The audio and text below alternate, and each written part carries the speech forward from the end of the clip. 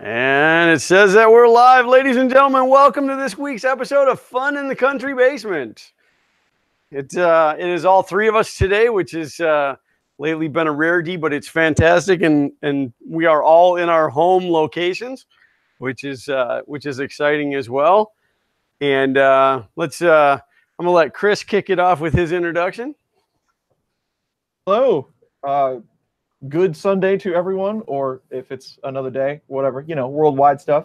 It is Fun in the Country Basement. I am here working on 3D printer stuff as every other day and hanging out with you all.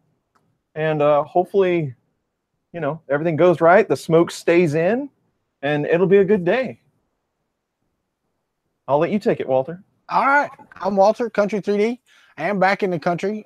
For those of you that watch my show with any regularity, I am so sorry for not being on yesterday at Morning Coffee. We had severe thunderstorms and tornadoes come through the area yesterday, and our internet was up and down all day long. So there was really no chance to do that. So I'm here today, and we're going to see what happens. I still haven't cleaned my room either. And that leaves me and only me, and I am Glenn from Fun King 3D, and my Xander, as usual on Sundays, is on the other side of this wall playing some video games. I'm just here, and I'm hoping, and I'm going to make this little footnote right now, I'm hoping that I don't have computer issues today. I am not using the OBS virtual cam. I am straight through the Google Hangout, so we're going to see how that does. If the stream does drop, I will create another one as quickly as I possibly can and post the link back into the current chat. So hopefully we don't need that footnote. But today I am actually working on a lighting controller for my Christmas lights. It's one that I bought last spring, and I just haven't built it yet. So I'm going to build it here now. It's just a lot of soldering, but I want to run down through the chat. We got Jake from State Farm, who is first and claims that he wins. But Jake, I want you to know, we win, brother. We win just by you being here. Trolling for Dollars is here. Mitch 3D is here. Techie Dad is here. Trevor Bailey is here. Hi from England. You made my dice. I know exactly who you are, Trevor. Show him a skewed view 3D is here. Rodney Lorimore is here. Richard Ben, no, I two different names there. Richard Horry is here. Martin 3DP Iceland is here. Carl Knack 3D Designs, Minnesota Maker. Scott Wilkinson is here. It's log, it's big, it's heavy, it's wood. Michael Cassell is here. And so far that's it. Boy, this is a short turnout. I guess we just got to go home already. That's it. I guess you got Carl. He's coughing. So there's I set him up there. Vince, Lester. Oh, 3D Medic Vince is here. Lester's here. Techie Dad, with what I have planned for today, it's great if you can ask your question in the chat, and I will try my best to answer it while we're live online. That would just be great because I'm going to try to print something. That's the fun part about these streams is it's just all haywire. So you guys just do whatever you want to do. Right. And I see Trolling for Dollars told me hi specifically, so I'm going to say hello. Oh, well, then I will just thumb my nose at him.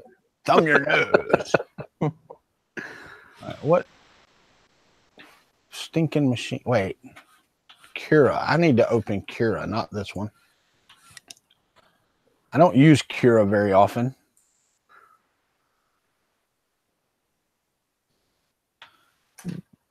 I'm going to be... Hey, Trevor, how are you, buddy? I'm going to be double glassing it a lot today because I can't see where the crab. Michael Castle bailed on Mike Whaley and Robbie Mack. Hawk 3D Proto, what's up, buddy? How are you? All right, what am I? The CR20 Pro, so I'm in the right place. Let me add a model. So I have a really cool... I have a really cool project that's coming up. I actually got parts for it. They're sitting just out of view right here, and I was excited. I was going to work on it today, and then I thought, no, this is going to make great content. So you guys don't get to see that, but it's going to be fun. I'm hoping it works. If it doesn't work, it'll be worth the adventure. But Justin asks if everything is done on the FK1. It is not. I have not actually touched the FK1 since Orlando Maker Fair. because I went straight into Christmas light mode, which I will be in for a little while, but I will get back to the FK1 in probably the next week or two. All right, I am going to save this to file and try to print it on the CR20 in this gold filament that I said I would never really like to use. By the way, I ordered my heater. It's shipped. It should be here fairly soon. Tongue in cheek, being that it's come out of China, it could take forever, but I'm excited to have a bed heater for that thing. Where? Wonder if I can make pancakes on that thing. I bet you could. It'd be a nice big flat surface. I always wanted the Pancake Bot, the Pancake 3D printer. I don't know what I'd do with it. Matt from How I Do It has one. Does he? Awesome. Yeah. Yeah, at Gainesville Maker Faire last year, the people across from us had one, and they were making pancakes for people. There we go. Yeah, that's right. I remember that. Yeah, I was so sick, though. I didn't even want to try to eat pancakes. Right? I was so sick. Uncle Ron was such my lifesaver at that show. Poppy Ron came to the house last night to see my Christmas lights. It was pretty cool. Sweet.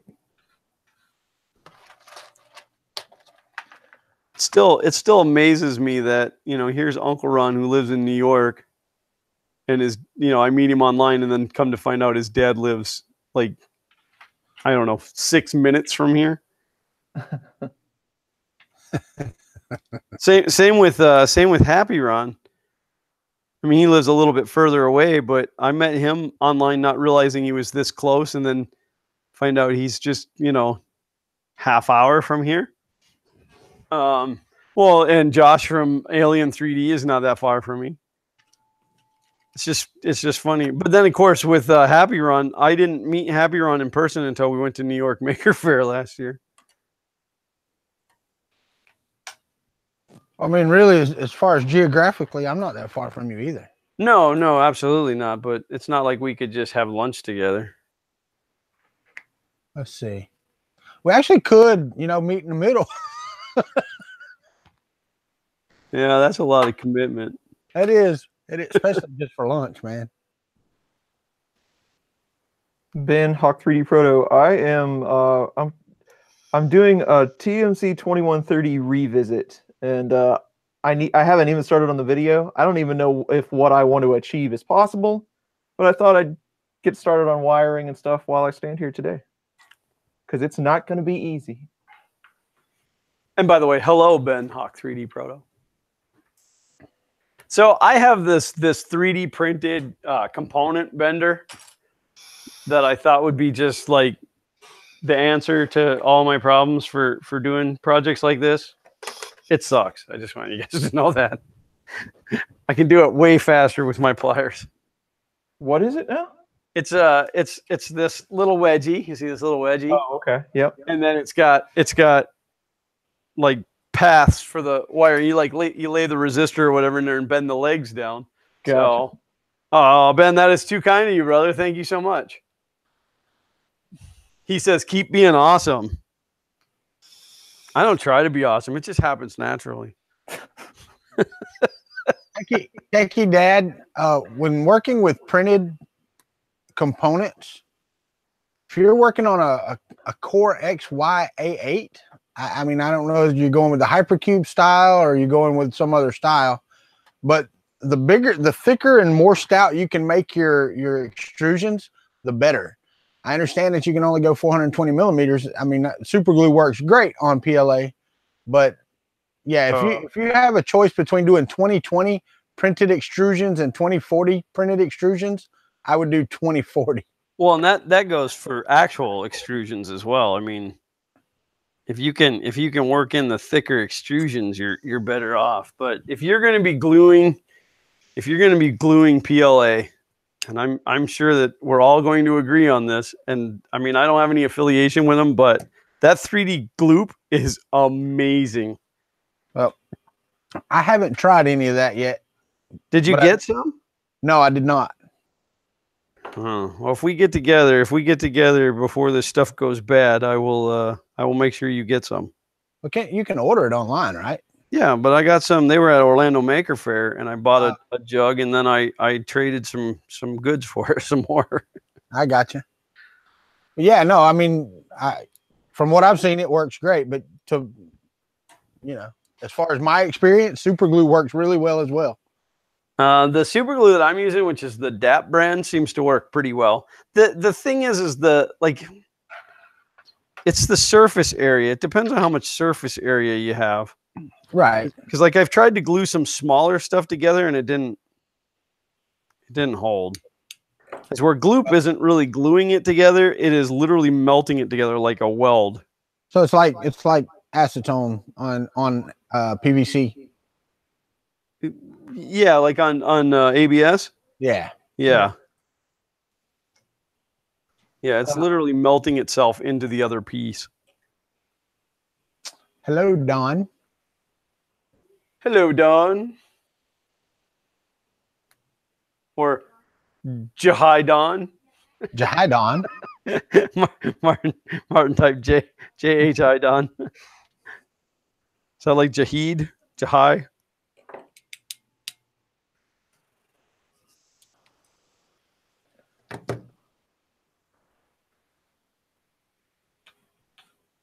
I really can't wait to print all of these things. All of these things were in the game, and they're all cool.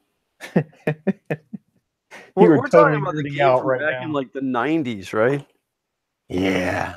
Yeah, I don't remember it very well. I just remember that the graphics were stunning for its time. Well, That's all I remember. Yeah. We won't discuss that, Chris. But the cool thing about it was the way that they use live motion video in the game. Yeah. Seamlessly, you know what I mean? It was so cool. Well, I say seamlessly. It actually wasn't seamless until Ribbon, when you could do 360 and the video would be playing and you could spin away from it and it continued playing in the background and the sound came from behind you and stuff. That was cool, because in Myst, when you would like click in a direction, it would turn and you would see the video start playing. Now it would continue if you turned away from it, but it wouldn't finish. Like if you stepped away from it and came back, it would start over again. So talking about those extrusions, Walter, what was the verdict? What did the math work out for those filament versus aluminum? I didn't do the math, but I will tell you that aluminum will be cheaper. Are you talking about, if you're talking about on my Hypercube? Yeah. Yeah, it will be cheaper. 30-30 extrusion is not that expensive. Gotcha. And just in time alone, you're going to save money. Just in the, what is it? 1, 2, like 8, 9 pieces that I had on the bed, but I was only doing 4 at a time. And it was over 110 hours worth of printing. Wow. Yeah, I calculated it out in filament as well, and it was cheaper to buy it aluminum. Yeah. Yeah, I will be the first one to tell you, look, if you can buy the extrusions and build your printer, do it. Don't print them unless you just want to see it done. Right. That's not what it's about. It's not about saving money. It's about having a 3D printed printer. Right. My Misfit, Apple's up north. How are you? Sure, go ahead, Trevor Bailey. We're always up for 3D printer build questions. We'll point you at Chris every time. Not because we don't know the answer, but just because we're lazy. Yeah, there you go. That's what I'm here for. Unless it's an FK1 build issue. That's right. I can't wait to hear some of those because I've been really slow about releasing stuff, but I told everybody it was going to take a couple of months before I could release the paperwork on it.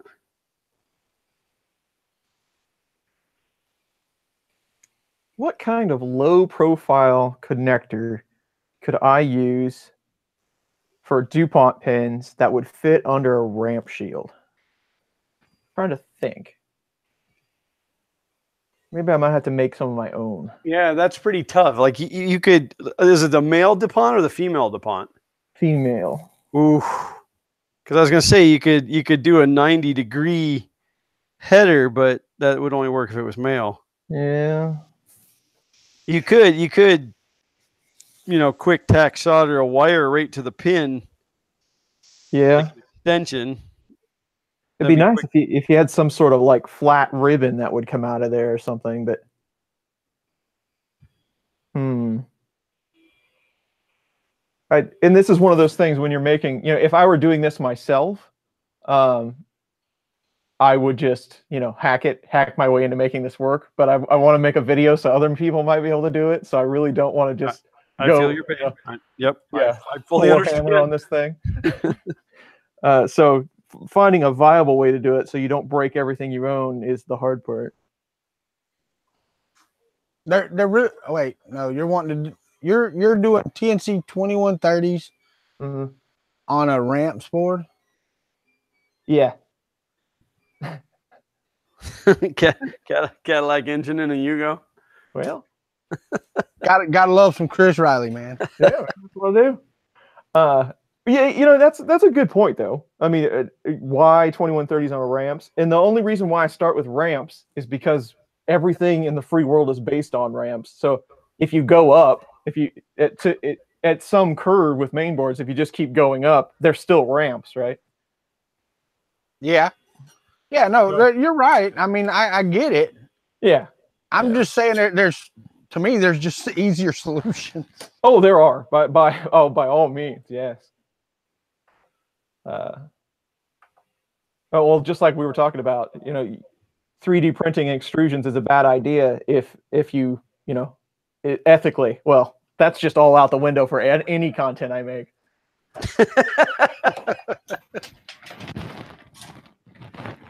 Mine Misfit. Yes, I am on Twitter now. Chris Riley 3D. Trevor says, "Okay, boys, I have 2 broken Tronxy printers that I want to make into a new printer. Is it easy? I want to buy the ramps kit off eBay as my electrics." Well, I guess that depends. Are the Tronxys both electronically broken? Because I'm a fan of reusing whatever I got, but or the what's the one I bought from you, Chris? The Geetech 2560. Yeah, would be a good option, I would think. For the money, it's a pretty decent board. Well, yeah. What's your end result? What kind? So you have 2 broken Tronxys. Are they X1s? Are they i3s? What are they for starters? And then 2, which frame design are you going with? Are you gonna bag the whole frame and structure of those printers and build something scratch, or are you gonna make one into a good one? I guess that would be the first thing. And ramps kits off of eBay, be really careful because you might have to buy like 6 of them before you get one that works. Carl, you can print me some 4080 stuff on eBay. What was that, Walter? Carl asked it out. He said, so you won't want me to print you some 4080 C channel to make your next printer? I'm like, you can print it if you want to. We can build a printer out of it. I have no problem building a printer out of it. It's just, I'm saying it's not the most cost effective, nor is it the best route to go. No, it definitely is a conversation piece, but okay, so it's an X3A. I saw another question. What's the next board up to get better prints? From ramps? Ramps actually gets really good prints. The MOSFETs are terrible. And the fuses are awful. You could replace the fuses with blade fuses. Ramps gets good prints. You just got to use good drivers. But I mean, like if you're talking, like next jump money wise, it'd be something in the MKS line, which is just a ramps. So something like that, 1.4 or something. But then we start to escalate. Yeah, so you go with a MKS board that has the drivers built on, right? Yeah, you can get it either way. You can get sockets, or you can get, I think you can get all 21 or 22 80s or whatever. Right, but my question is, what makes the MKS board because it's a single board, right? That's the reason it's better. Right. Because you don't have the ramp shield on top of an Arduino Mega. It's all in one board. Right. The one thing that MKS does that I find that's nice if you're really hacking and tweaking, I mean you're going all in. MKS will let you use the LCD and the SD card reader and provide you AUX 3 pins for other stuff. So you have twice as many shots at that SPI. So if you wanted to do something like intelligent drivers or something. What drivers will give good prints other than 4488s and 2285? What? Just buy a Duet 3 and quit messing around. It's 8825s, right? I don't. I just had them out. Where are they? 2108 would be my next recommendation. Jump up because they're direct swap out. The standard cheap drivers are they start with a 4 and then the one starts with an 8. Is that correct? I forget what they're. A4988 is the Polulu clone, right? And then the Texas Instruments one is a. Oh, I don't know the number. I'm trying to think what I bought for that Geetech board. Yeah, it's an 8255 or something like that. 8255 or something like that. Yeah. 2208. That's probably the next jump up that I would recommend. But then we're starting to talk like, $10, $11 a piece. These are like 25 cents. Scott said your glasses are cracking me up mostly because I can relate.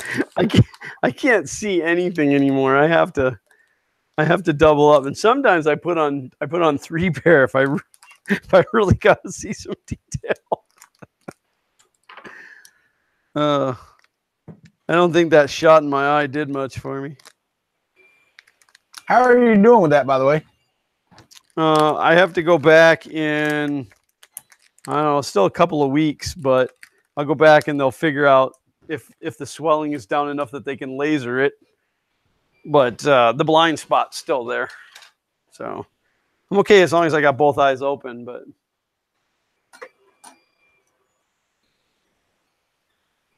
I hear you. Carl said, funny, we told you that weeks before you bought yours. I'm assuming that's about the Duet. No, I'm very pleased with the Duet. I still miss some of the function of the Octo print, so I may still put an Octopi hanging off of it, but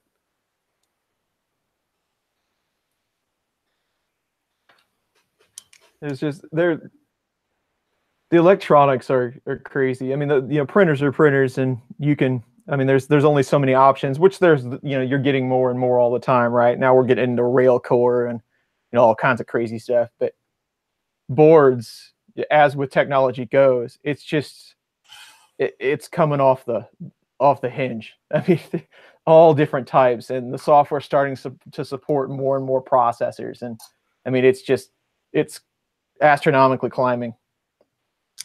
It's fun. It's absolutely fun.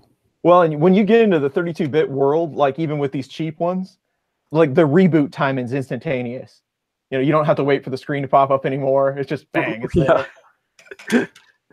Well, and what's really neat is like these are the times in 3D printing that later in life people are going to be like, man, I wish I was involved back then. I wish I would have got to see that back then. Kind of like people are today about the computer world way back when. Right. When are we going to start using the term the bad old days? The bad old days. I remember when we had to use a 8-bit board. Remember when we could only print in one color? Well, that's getting truer and truer all the time. It's like, oh, it's only one color. Not for me, though. I'm still a one color kind of guy. Definitely easier to do one color. What do you have to do in Marlin for 2208s? It depends what mode you want to run in. If you want to run standalone, nothing. You don't have to do anything. I was just reading my schematic. Well, listen to you using fancy words like schematic. You look at him using fancy words like read. Reading like a smart guy. I mean, come on, man. What are you, one of those brainy dudes? Yeah, he was. We talked about this before we started this show that Chris wasn't going to make us look like dummies. That's why he hangs out with us. I know. Makes him feel better about himself. Books. What are those? I don't think he actually has to hang out with us to do that. He can just kind of watch our videos. He tells his other smart friends, he's like, yeah, every Sunday I hang out with these two Nimrods. Makes me look like a champ. One of them even calls himself the king, but we know better. Right?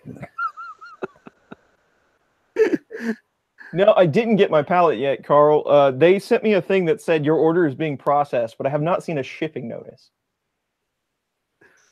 Oh, they're going to send you something this week that says, sorry, we accidentally shipped your stuff to the Fun King. What's up, Ricky Tanner? Sean, Shenanigans is in the house. Uncle Ron. Uncle Ron. Sean. Uncle Ron said something about old phone cable. I think to my plug, to me needing a shorter plug. I don't know exactly what he said. But Yeah, I saw it up there. I'm not familiar with old phone post wire wrap. Ah, that's not a bad idea, Ron. So you know, back in the bad old days, in prototyping, we would do wire wrap, but chances are you don't have a wire wrap tool. But the posts were square, just like a DuPont connector is, and the tool would actually make a coil of the wire around the post. And because it was square, the corners would bite into the wire, so it would give you a good connection. That's how we prototyped everything a million years ago. Gotcha. But it needs a tool to do it properly. Later, Don.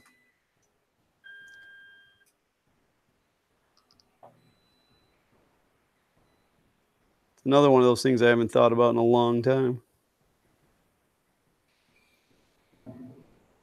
Oh, so you guys remember last week during the stream, some dudes showed up at my house and offered me a ridiculously low amount of money for my RV.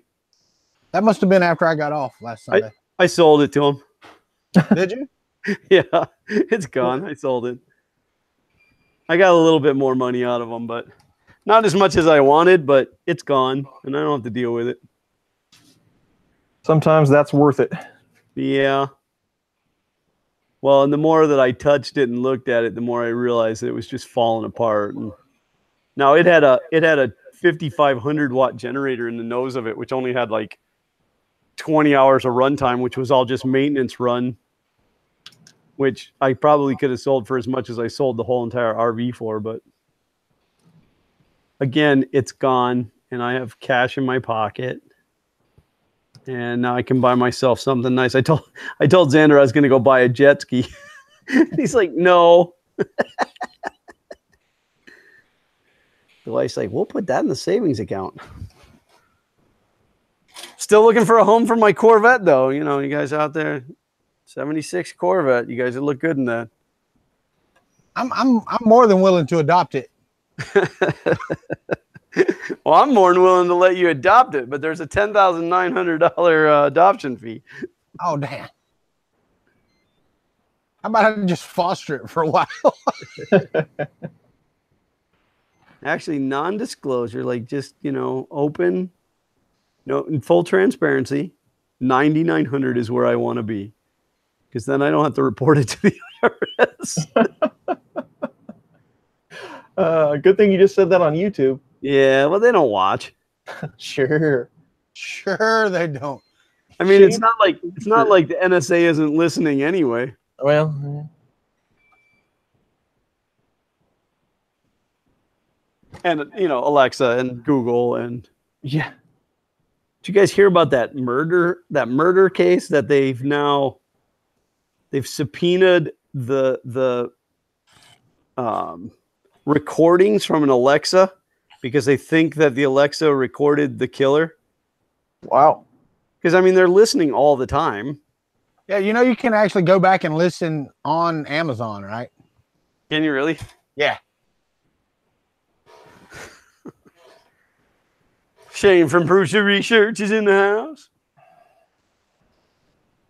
I'm pretty proud of myself. I've taken it really easy on Shane this week. I haven't asked him any questions. I've been good. Now, the poor people at Matter Hackers, that's a different story.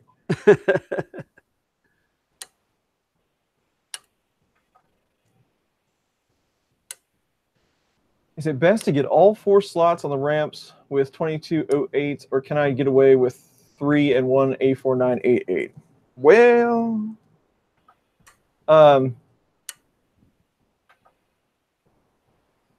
X and Y, I mean, sure, definitely you're going to have that. I mean, to do you any good. Z, probably not a big deal. I mean, so in order of importance. What are you saving by doing that, though? I mean, $10 maybe. Yeah, in order you have to have X and Y. Then I would go for extruder. Then I would go for Z. Just in my opinion, if you didn't want to buy so many.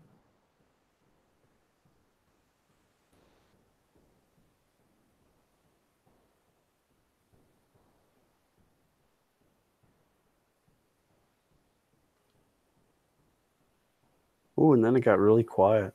Trevor Bailey, it really depends on the ramps board you get. The one that came with my son-in-law's kit the other day, we didn't have to do anything but upload ramps. We didn't have to use a programmer or anything. It was just straight uploaded. Yeah, it depends on if it has a bootloader in there. Yeah, if it's got a bootloader or not. I just like to say bootloader. Bootloader. You said bootloader.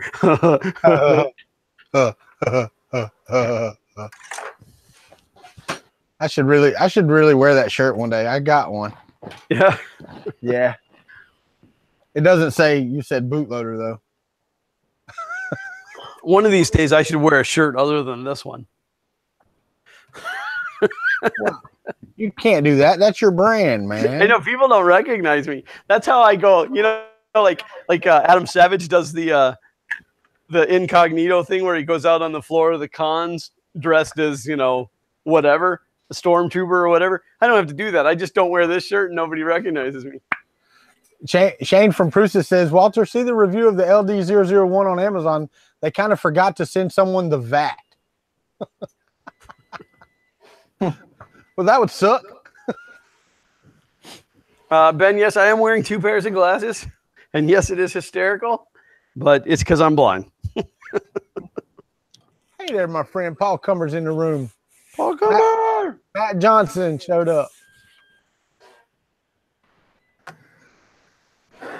So that's going to be the first issue. I got to find some connectors that are going to be decent. There he goes again, trying to be decent. Like I said, I could just really half-ass this. If you took the female end, you know, like if we took a female DuPont connector, but took the plastic off of it, where you had just the metal, yep, you could bend over. We'll call it the cage. I don't know what it's called, but the part that goes around the pin. If you took that cage, you could bend it right there, and you could just hoop those down on the pin. Yeah, and that's my only option right at the moment. I mean, you probably have to put some heat shrink tubing or something on there, because if they, you know, being on the pins, if they came together, you could short them out. But yeah, that's true. I could heat shrink them, I guess. I'm still stuck on what Chris said. He said he could half-ass it, like that's something. So here's my level of half-assing. So I go just far enough where I think that I won't catch as little heat in the comments as possible. right. That's where I try to put my level at. I think as long as you disclaimer it ahead of time, you're fine. If I acknowledge that I totally, you're like, hey, listen, everybody, I am going to half-ass this. Hey, everybody, we're going to put in the TNC 2130, but we're going to half-ass the hell out of it. I am going to wedge this V8 engine into this Yugo, and full disclosure, I'm going. That's an idea. Because I promise you one thing, Glenn, if you did that, you would definitely go. No, probably not. You'd probably just flip over. It probably would. I had a Triumph TR7 that we put a Chevy 350 in, and I only owned that car for 6 months before I decided I had to get rid of it because I knew it was going to kill me. That car was so stupid full of torque. One of my first cars was a Chevy Monza, 1984 Chevy Monza, and he probably never heard of it or whatever. But it was like the competitor, or it was the different version of a Vega, basically. And it came with a 305 in it, and my uncle bought it just for the 305. So he took a 4-cylinder out of a Sunbird, a Pontiac Sunbird, and put the 305 in the Sunbird, and then gave me the Monza, right, with the 4-cylinder in it. So first thing I did was went about putting a 350 back in the Monza. That was a mistake for a 16-year-old boy. Uh-huh. That was a monster. Chris, the Triumph came stock with, they were either 13 or 14-inch wheels, but I had a set of just stamped steel modulars that were like 14 inches wide that I would put on there when I wanted to go out and play. Yeah. And I could power brake that thing and just burn those tires off of it. I mean, it was ridiculous. Chris, Paul Cumber asked, is there a way he can update the firmware? Paul, you're going to have to, on your Monty Price Mini Select.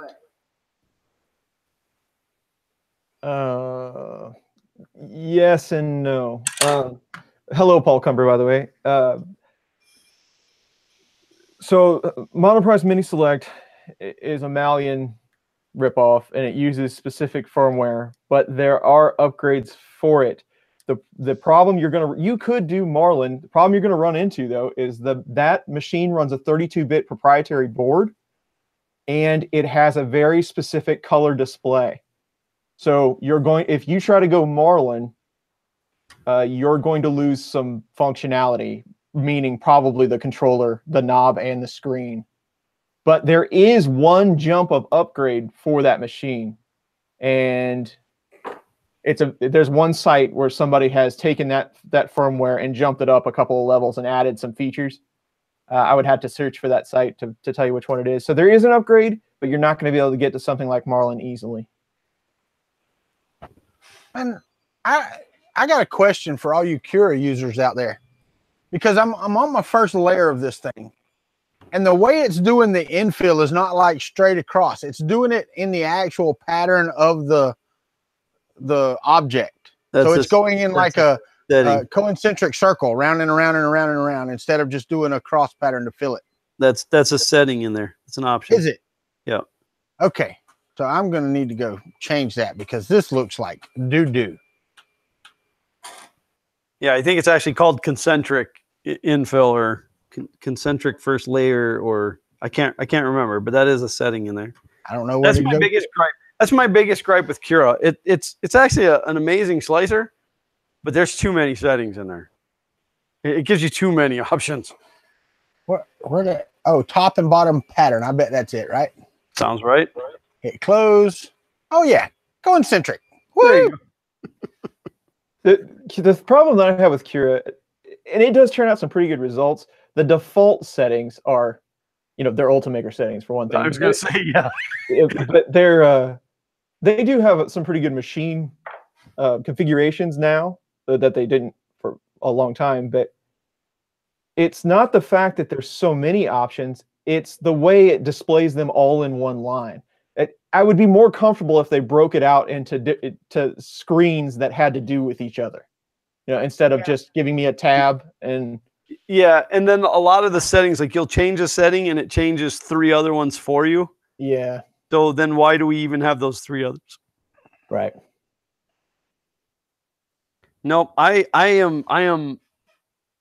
am very much into using Slicer, Slick 3R, whatever you want to call it, but the Prusa edition, other than the fact that they don't support the FK1, and so far there's not been any reply to my my bug report on it.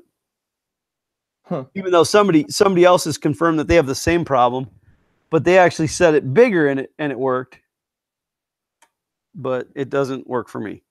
Now, if I do the same settings they did, I get the same results, but the regular slicer is fine. The non-Prusa edition does not have that affliction. Yeah, I don't know exactly what they changed up inside there, but after so many releases of the Prusa edition, there was some point where things started to go crazy with the graphics driver, and it would crash. And it's gotten better on some of my machines, depending on what video card it has. But still, occasionally, I'll get that fallout, just crash, and it's gone. No, I haven't had that issue. It has something to do with Intel drivers versus NVIDIA or something like that. I will tell you, I haven't used Cura since the first probably 3 months of my 3D printing career over a year ago. So I wasn't real involved in it to begin with.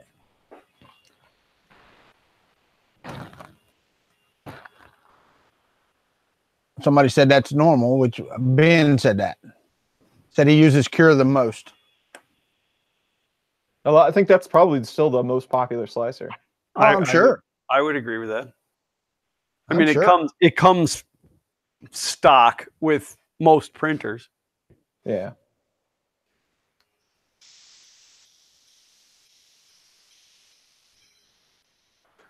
Let me tell y'all, me and Regina went yesterday. She was looking for, she's got to be the Grinch for her Christmas get together or whatever at work. So we were looking for a jumpsuit for her. She got a large, and any of you that met my wife, you know she's not a large lady. So we went to every Walmart in Tallahassee yesterday looking for a small. Well, I had watched a review of some frying pans, so I decided to get me 2 new frying pans. And I have to say, I am friggin' happy with these 2 frying pans.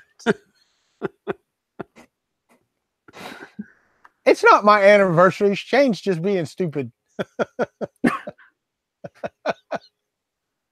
I got 2 of those, and you've probably seen them. They're the as seen on TV, the granite rock ones that you don't use any butter, oil, or anything in. They're making frying pans out of granite now?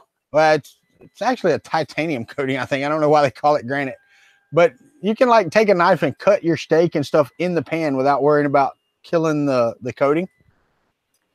And I can confirm that it is absolutely non-stick today after using it. That's pretty awesome. So there's my review of the as seen on TV granite rock frying pans.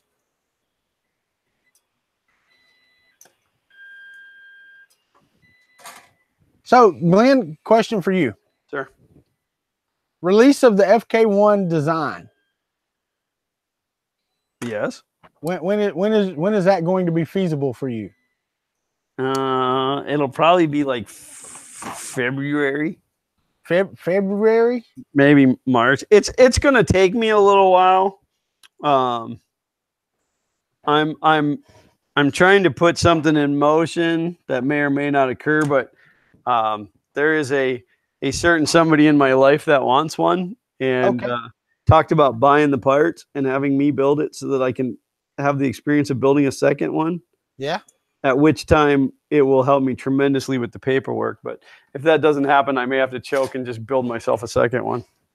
I wouldn't build it this big though. This thing, it takes up so much space. Dude, I have to say I can understand after being over there, my son-in-law getting that 500 by 500. I can't imagine one being twice that wide. It's so huge. I mean, it's taking up the whole area over here.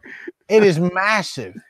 Well, and then Uncle Ron and I carrying it down the stairs and putting it in the truck to take it to Orlando Maker Faire. It was at that moment that I realized when I seen that thing in the back of my truck, then I knew how big it truly was.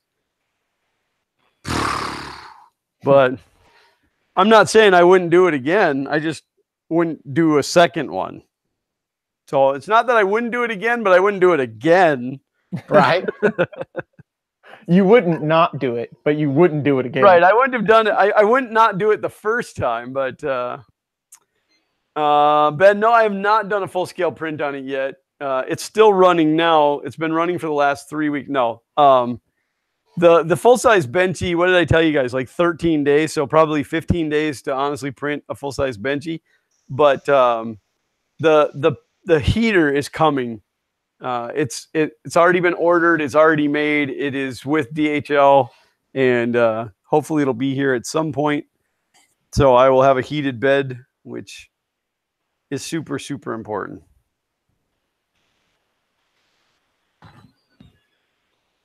Well, wait a second. Yeah, Uncle Ron, I had an idea about that. If you could build a frame like the size of the FK1 and have it so it's like fold up, and then when you folded it out, it was a hang printer instead. So you could just we could do a FK1 with a Chris Riley hang printer right in the middle of it, and it would fold down and be portable. That would be pretty cool. I don't think that would be really that far-fetched. I know, right? I mean, you could absolutely take the design of hang printer and put it into a frame. It's just a matter of making that frame portable enough. Yeah, the hang K1. There you go. Hang K1? Yeah. I don't know if I told you guys last week or not, but I talked to Torbjorn about Murph this year, and he's not going to be able to make it. Well, I got a question, Chris. Mm-hmm. Is your hang printer still hanging? Yes, it is. It is. Has it been ran? Not since the Barstool incident of 2018. What's that? I said not since the Barstool incident of 2018. Oh, I got you. Not since the Barstool incident. We don't like to talk about that. Yeah. No, I haven't done anything with it. My plan was to move it out to the shed for the winter, so it could just print all the time, 24/7. Yeah. But after I got everything put away out there, I don't know that I have the room to run it.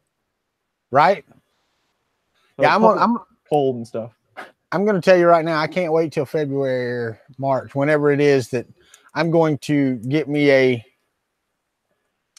place to have that's for 3D printing for my maker space. This room is not going to cut it for any longer. So in February or March, when I release the FK1, you're going to build one and then move all your printers inside of it? Yes. I'm going to put a roof on it. It's going to have a gable roof. We're going to brick it up, Me and Regina may move in as well. I wouldn't brick it up. I would do either glass or acrylic on the side so that you get some natural light in there. Yeah, no, I'm going to go all LED. Solar powered at that. And yes, Ben, they did contact me, and I've replied with their information. What's going on? You got like a secret thing going on? But yeah, Ben got a little secret going on. Yeah, and emails from manufacturers. I get emails from manufacturers and from companies that sell printers. They're like, "Hey, would you like this?" And then I tell them my stipulations, and they go, "Never mind." Yeah. Well, no, it's even more fun when they contact you and they'd be like, "Are you interested in reviewing the ABC?" And you're like, "Yes, absolutely. This is the way that we work." And they write back and they're like, "No, we want you pay for it and review it." And I'm like, "No." No, the last one I got was it was a wireless mic system that hooks to your phone. And I thought, well, that'd be cool for Murph and Irf and stuff. And so I wrote back and I said, yes, I'm absolutely interested in reviewing that. I said, I could use it here and blah, blah, blah. And so they wrote me back and they said, okay, well, what you have to do is you have to buy it from Amazon and then send them your PayPal address, and they return 50% of your money. And then after your review, they give you back the other 50% of your money. And I just wrote them back and I said, nope, sorry, I don't operate that way. I don't do paid reviews. Well, and so if I get the product and it's crap and I don't review it, then I don't get the other 50% of my money back. Well, and I understand what Shane said, but the ones that get me, I get hit on Facebook, and some of you have too. And matter of fact, I know one person did, and he took them up on their offer, and they were really good to him. But I've just never been the one. Hey, you want to review this product? And I'm like, sure. And then they're like, okay, well, go buy it on Amazon and send us a message, and we'll refund your money. Well, the reason for that on Amazon is because if they give you the product, you can't review it. Right. You won't be a verified purchase. Right. You have to buy the product. Right. But they could also set up a coupon code to allow you to buy it for under $1. Right. But you know, I mean, some people have gotten some cool stuff from agreeing to do that. But my biggest issue is, hey, we have a new product coming out. Would you like to review it? And I've told this company 1,000 times, if it has to do with 3D printing, I will review it for you. And they're like, okay, well, we have this new egg cutter coming out. You need to buy it and we'll send you some filament. Oh, yeah. I'm like, no. I'm actually fighting that dragon right now with GearBest. They're like, you know, oh, no, I'm sorry. It was Banggood. And they're like, we want to just send you an accessory. And I'm like, well, that's not what my channel is about. So unless your accessory is 3D printing related.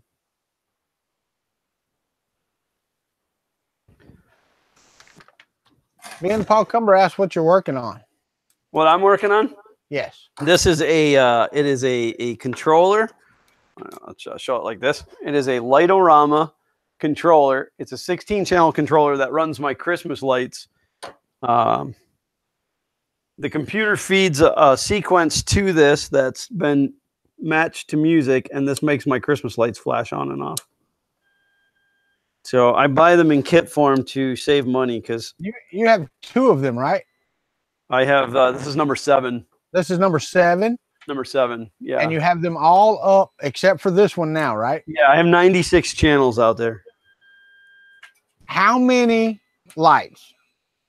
I don't know. I've never actually calculated it, but my Megatree, which is about 30 feet tall, has 7,600 LEDs on it. Okay. So, and I am going to film the light show this year and post it. The issue that I'm having is I'm going to get hit with a copyright strike. And I don't know, like, if I don't monetize the video, will that save me? Well, no, here's the thing though. You can all you have to do is mute the music every 20 seconds or something like that, maybe? I don't know. I got my first copyright strike, by the way. Congratulations, me. Yeah. All the way back in Xander's Thing Thursday, episode 10, I bought this Pac-Man. I bought it. I bought a Pac-Man song and put it in there. Well, apparently the license doesn't include use in YouTube videos. Right. So I got the copyright strike. So they're taking the monetary, the advertising dollars off that video. So they're making like 3 cents a year off of me. So I did get a copyright strike. But I mean, the whole thing with the Christmas lights, though, is it's the music is what makes it. Otherwise, it's just a bunch of spasmodic Christmas lights. No, I get it. Yeah. So I don't know. And you know what kills me is there's like so many other, like you can go out there and find really any song that you could ever want on YouTube. Yep. And not necessarily from the person who made the song or has the rights to it. How do they get away with not getting a copyright strike? Well, they do. The company just takes the ad revenue off the video. So if that's all it is, I don't care because I just won't monetize it. Right. You know, it's either that or I will post it as a unlisted video and then just privately share the link with everybody. You know, I don't know. I mean, the thing is it. Well, I was going to say it could go viral, but I mean, there's so many videos of other people doing it out there. I doubt mine will go any more viral than anybody else's. But I mean, I want to share with you guys what I do because I work on this stuff all year long to make it do what it does. So, and see, I'd love to because I've been wanting to do it for years, and I've only ever seen one in person. Yeah. Ever. You know, it's a labor of love. Me, brother, you're killing me. He said, "Oh, he's got serious." He took the glasses off, but I still have this pair up here. It's a lot of work. Like the very first sequence that I ever wrote took me about 80 hours to write because of the learning curve. And then I've done some in maybe 14 hours, but typically it's 20 to 30 hours per song. So you take a 3 to 4 minute song and you're spending 20 to 30 hours to make it right. And of course, the more channels you have, the longer it takes. So, and then like right now, I'm going to add 16 more channels into the mix. So I have to go back into all the sequences I've already written, add these 16 in and make them do something, because the stuff that's being plugged into this is already plugged in somewhere else. So it's a lot of work, but I enjoy it. So I guess that's what matters. I'm going to give up on this whole 3D printing thing, and I'm just going to do Christmas lights year round. Okay. Have you ever tried to get on that Christmas light fight or whatever? I don't have nearly the amount of lights to get on there. Oh, some of those people have been doing it for 25 and 30 years. I mean, you look at their setups and it's like crazy. Yeah.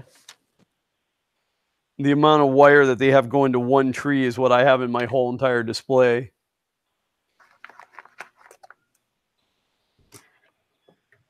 Yeah, I have to say, man, some of them are, and yours sounds that way. Some of them are just crazy.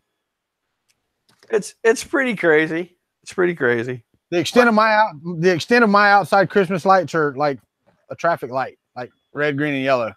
That's pretty much it. No, actually, last year I did pretty good, man, with the ESP 8266s. Yeah.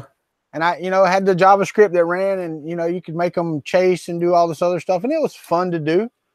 It's just really hard to keep them running because I wanted them all to work together. Right. The ESP 8266, it's not a great thing to run one main page and then spit it out to all the others on the network. It was really fun and challenging, and it worked most of the time. But sometimes the light, it would just hang. The JavaScript would hang on the processor or whatever.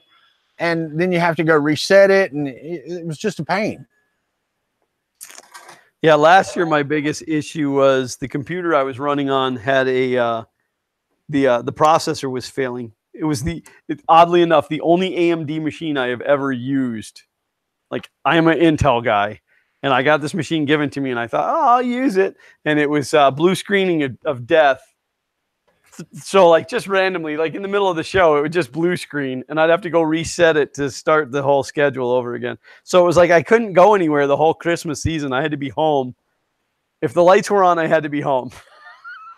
Well, every time I see the picture where you got the house that's covered in Christmas lights, right, and then the ditto pointing at the house, I think of you and your neighbor.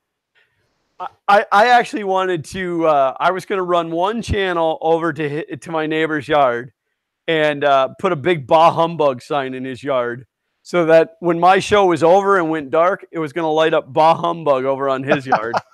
But a couple of years ago, he said to me, he goes, "Yeah, the wife wants me to put up some Christmas lights and blah." And I said, "You know what, Mike? Don't worry about it. I'll take care of it." And so I took some of mine, and I wrapped his front columns and stuff, and I got him a Charlie Brown tree and put it out there. So at the end of that year, he took them down and he didn't put them back up. This is like maybe 4 years ago. Yeah. And so this year he finally put them back up because the new neighbor on the other side decorates. And I think he was feeling a little dark in the middle. Hey, NJ. But yeah, no, it's good. I thoroughly enjoy it. And then on the 13th, we have Santa here. We have live Santa, and we have a little get together where everybody comes. And this year, apparently, as I understand it, will be the biggest year yet. There's quite a few people that are coming, which with my social anxiety, that's exciting. And so we're gonna up our game and have hot chocolate and cookies that I can't consume. Right. Do they do the parade of lights or whatever around you, Glenn, where you're listed on a map or something? No, I'm on a national one, which is called like christmaslightfinder.com or something. Yeah. But I know Tallahassee puts one out every year. They put out a directory of places to go to see Christmas lights. No, that'd be cool. I wish they would do that around here.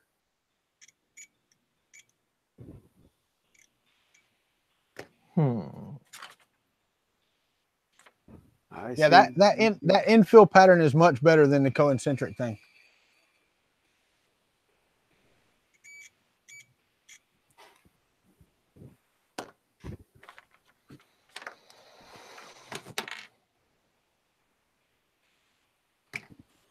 So what I'm actually doing, I need the clock pin and MOSI and another pin to do this, to be able to talk to those drivers. And they're taken up by the LCD, but you can share that channel. It's fair game. I mean, you might get some grainy lines on the LCD or something, but you can still use it. But you have to steal it on a ramps. So, because it's taken up by one of the smart plug, right? So I was just going to use the SPI on the Arduino, but it's underneath that shield.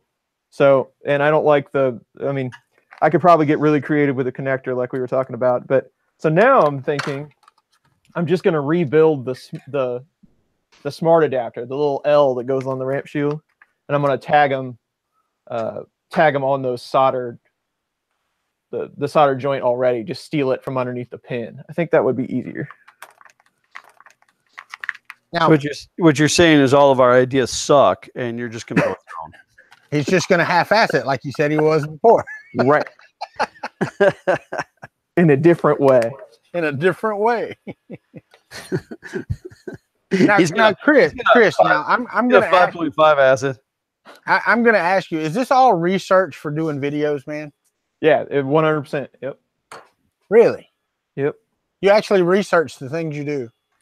Yeah, I would never attempt this for no content's sake. This is way too much work. Oh, well, that's the reason your videos are so damn good. Yeah, no, the 2130s, I mean, they're awesome, and I love them when they're installed on the board, but it's a lot of freaking work to. I've noticed that in other videos, man. You got to put this jumper here and this jumper here, and you're like, what? Yeah, you got to really love hacking on some 3D printers to get this done. And that's why there's no videos on it. Yeah.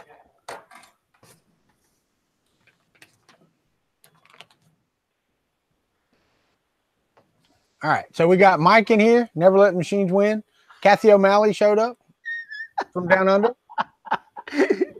Shane said, Glenn, get an old monitor frame, set up a rig so the frame is in front of you, and set it up like you're watching a YouTube video. Social anxiety all set.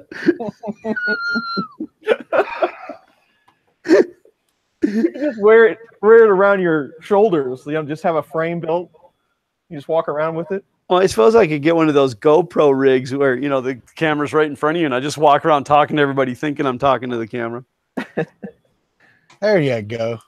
I'm trying to get better. I am. You know, I'm trying to go outside my comfort zone and, you know, make phone calls and things when I don't really want to. I still can't answer the phone when people call me though. I can't. I have a hard time answering the phone.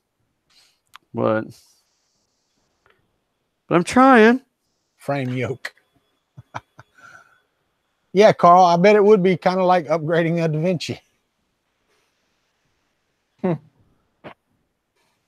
But I've seen just the installs of them, just the standard installs of them, and it's not something that I would look forward to doing. That's kind of how it is with videos in general. There are some videos it's like, oh yeah, I'll just do that, and then there's some that's like, oh, I got to do that. Yeah. 2130 is one of those. That's why it takes me so. That's why. Where's that video at? It's like, well, I have to make it, and I really don't feel it. Well, because and you know, a lot of people don't realize, and you know, I've been told that a lot of times I'm not teaching you how to do something. Well, of course I'm not, because I'm doing everything live. So I'm showing you how not to do it in a lot of situations, where if I was to do a video, I would put it all together, break it all down, and write the steps that I use to do it, and then make content that way. You know what I mean? Absolutely. Yeah. And that makes good teaching content, you know. Oh yeah, Uncle Ron says, Walter, Chris, let's all call Glenn at the same time so he won't know who to answer or who to not answer. Well, no, you guys would be fine. I can answer you. But and by the way, Ron, I gave your dad my phone number. He said that you wouldn't give it to him, but which I appreciate you not giving my number out, but I gave it to him. I don't call Chris anymore. I get pulled over by the police when I call him. I was thinking about that the other day, actually, Walter. I was like, you know, I haven't talked to Walter on the phone in a while. He started getting tickets. Right? No. So they give you this. They give you this sheet in the instructions manual. I don't know if you guys can see that or No, if it's that's washed all. out. It's a white piece of paper. It's white paper. So it's a picture of the board, and then it's got a bunch. Maybe you can see if I hold it back here. Yeah, at an angle you can see it. But it's got a bunch of arrows like to the component, and it tells you what the component is and stuff, and it gives you a check box. So every time you put a component in, you can check it so you know you didn't miss anything. Well, that's pretty cool. It's a really nice setup. And like I said, I save about $100 doing this myself versus buying them already built. They are pretty expensive though. If you buy these in the spring sale, they're about $150 a controller as a kit. So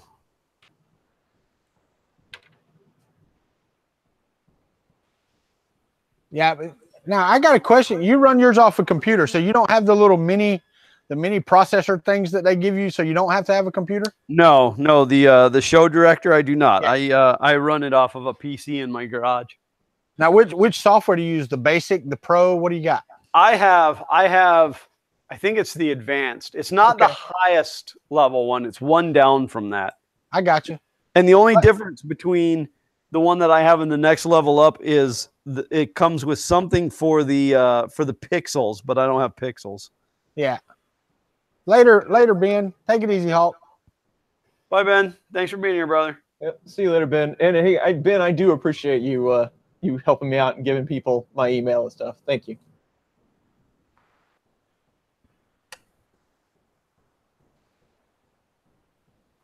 You know, I did not know it. There is and I got caught watching some the other day, and my wife said I was stupid for watching them, and she's correct because I wasn't really watching them, but they were on the TV and they just kept playing on my YouTube.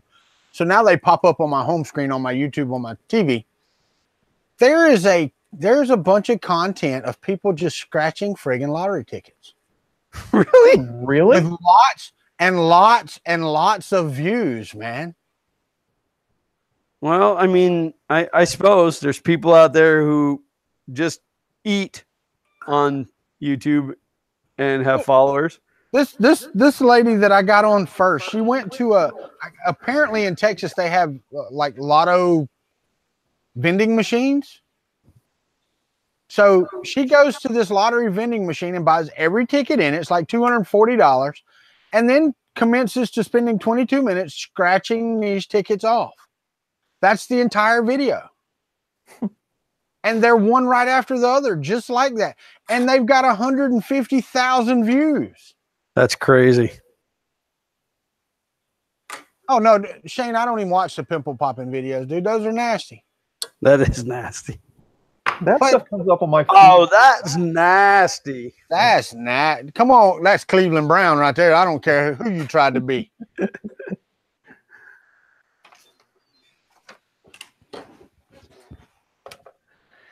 But no, living vicariously through others' videos. Lester, you're probably right.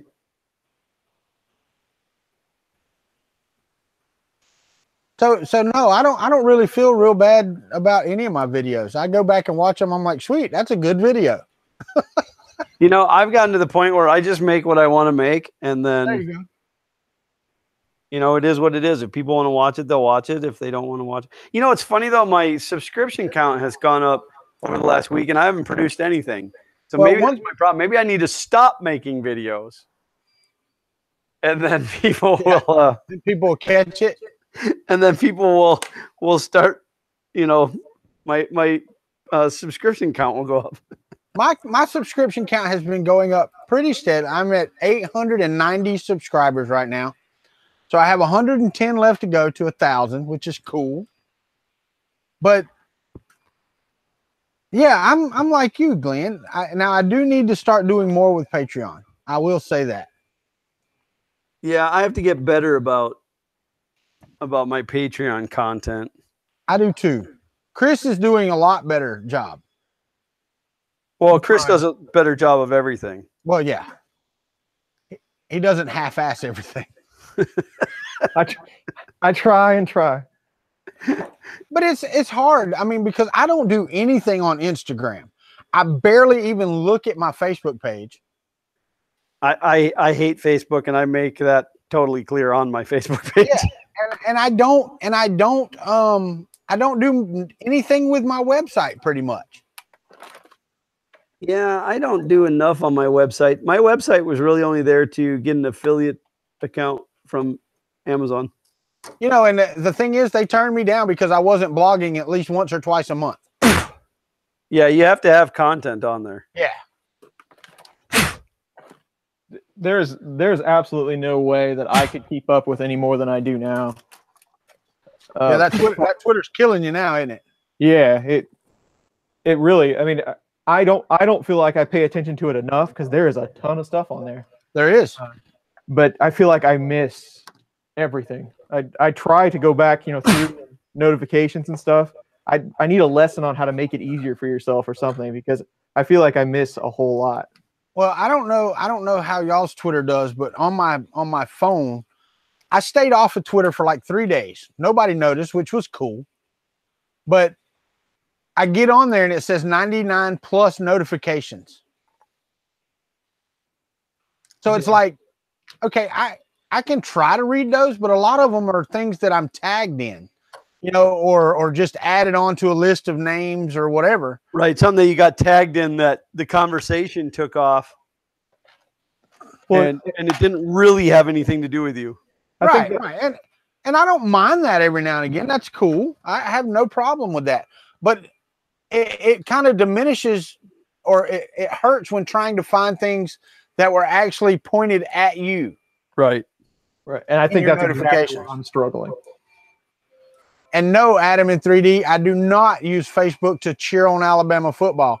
I did notice that there was a loud exhale yesterday afternoon about the fourth quarter, late in the fourth quarter, when Alabama finally took the lead in that game. You could hear the entire Southeast that were Alabama fans go from purple to pink because they were holding their breath so hard.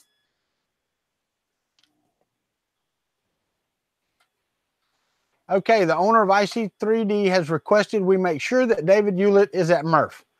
I will do my best. I actually did have a chat with David not too long ago. He's a huge Atlantis fan. Yeah, me too.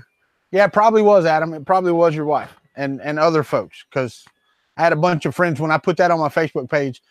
I had friends that said, yes, I absolutely just got my breath back. At your pre-party. Okay, I will see what I can do, Sean. The best I can do is ask. I did not ask David to be on today. Not just at Murph, but to our free party. Yeah. Yeah, hanging out with celebrities. I guess.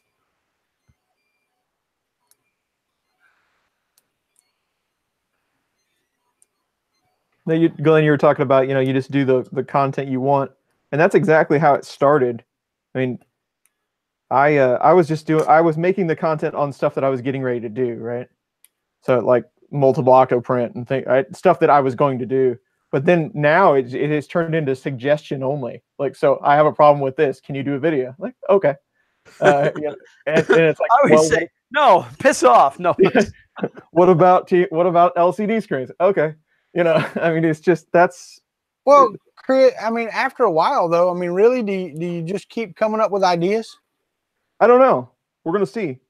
I've talked about that with several people. How far do you go? How long are you going to be able to go? Well, and that's the thing. I mean, it's kind of like development. Unless you stay up onto technology and keep moving forward, your content gets dated so fast in this. Yeah, it does. Saying that it does get dated, but I kind of had a feeling that it would be even more dated than it is. Yeah, I can see that. Yeah, I really thought that I would be, like even a year in, all of that would be so dated that nobody would be able to watch it, or it wouldn't make any sense. But it hasn't as badly as I thought it might. Well, I got to admit that we're having a hard time with Xander's thing Thursdays. it's getting very difficult to pick the model. Like to the point where I'll say to Xander, hey, you need to pick a model. And it's like an hour of him just complaining that he can't find anything that he wants to print. Yeah, I could see that for sure. Oh, Sean said he's moving to the Midwest. Dragon Monk, where are you moving to, buddy? Moving to Kansas City, right down the road from Chris? Yeah. He's going to move into Chris's basement. Heck yeah. I bet the rent there's really high, though. High-class living. Well, not only that, but, that'd be taking up printer space, so. Later, it's really expensive rent in the basement because it's completely heated by 3D printers.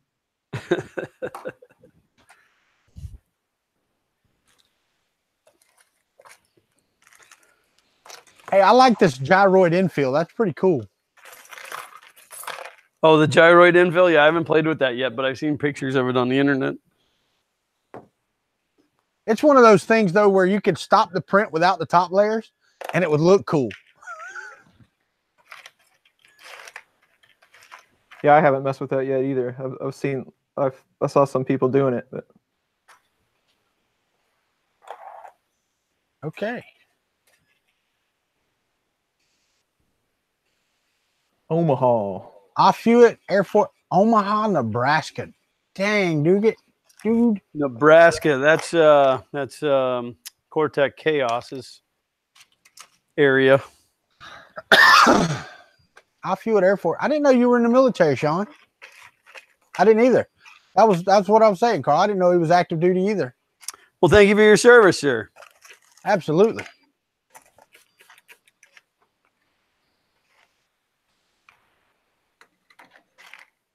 A lot of, every people who aren't veterans, and I say this, and a lot of veterans do too. They'll say thank you for your service. But most of the Vietnam era veterans that come up to me or talk to me, they all say welcome home. Yeah. Which I think is a very appropriate thing to say.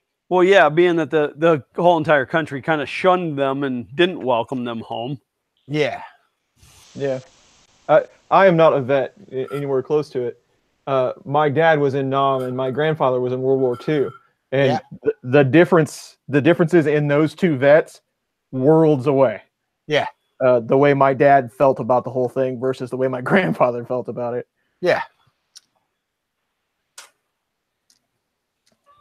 Well, I think a lot of, and I don't know because I'm not a Vietnam vet, but I think a lot of them thought that it was political. They were putting their lives on the line for politicians and not much else. Yeah. Yeah, I can't even imagine what it was like.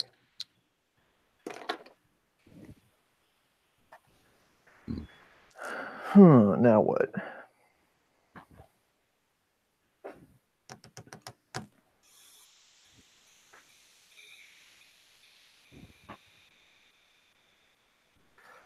Huh.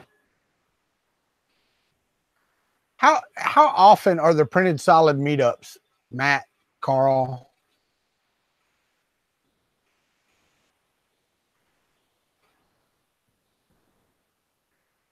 That's correct, Sean. Say monthly. Chris hasn't cut his hair since before Vietnam. I believe the Vietnam War was over by the time Chris was born. It was. Pretty sure. For about 8 years. Were you 83?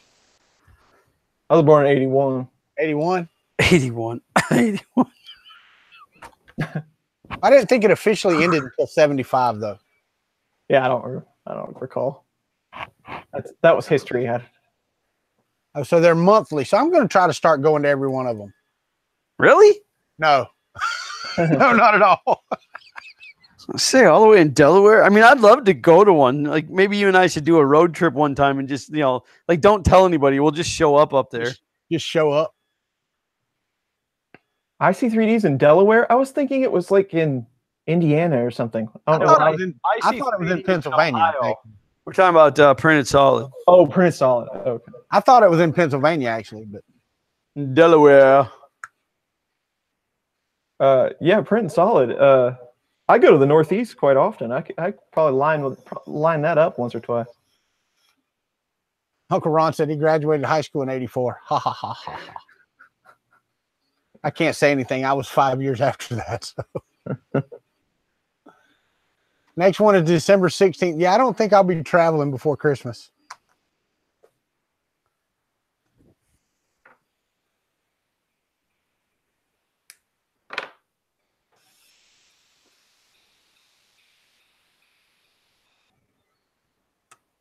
That's a long road trip just to go to a one-night meeting, though, Glenn. Yeah, but we could find other reasons to be there. I guess. I'm pretty excited for Murph. That everybody I've talked to and conversed with about it, it sounds like it's going to be monstrous this year. Yeah. Did you get your hotel room yet? I'm all done. I got all the accommodation have been made. Where are you staying at? The Hampton. Okay, so along with everybody else. Yeah. Yeah, I was at the one next to it last year, but I got tired of walking back and forth talking to folks in that 20-degree weather. It was cold. Yeah, we weren't at the I don't even remember where we were, what hotel that was. I mean, don't get me wrong. Shane from Prusa and the Prusa folks were in my hotel, so that was cool, but everybody else was in the Hampton. Yeah, I had contemplated dragging my RV up there and just staying on the fairgrounds, but I guess that's out of the question now. Yeah. The new owners might be a little bit upset if I did that. Jason Hopkins said the fun is in the journey there. That's right. Fly to the island. There's no such thing as a cheap flight for me. No such thing. Yeah. No, not with where you live. Yeah, my flight is, I want to say it's like an hour and 5 minutes or something like that. And then I have a 2-hour drive. To where? I'm flying to Chicago to go to Oh, Murph. you're flying to Murph. No, we're driving to Murph. Yeah. I drove last year. I have to drive. I remember the epic video from you driving last year. Yeah. Printing in the car. That was pretty cool. Getting stopped by the cops. That also happened, yeah. Wow, that was a good time. Yeah. I may actually have it set up so I have the TiVo in the back of the truck printing while I'm going down the road. That'd be awesome. I could put a case around it, like in Twister, and call it, what they call that, Alice or whatever. Dorothy, yeah. I could put a big thing around it that says Dorothy and just have it printing. Whatever. Dorothy from Wizard of Oz. Yeah, no, I knew it was that. I was thinking Alice in Wonderland, but yeah, I get it.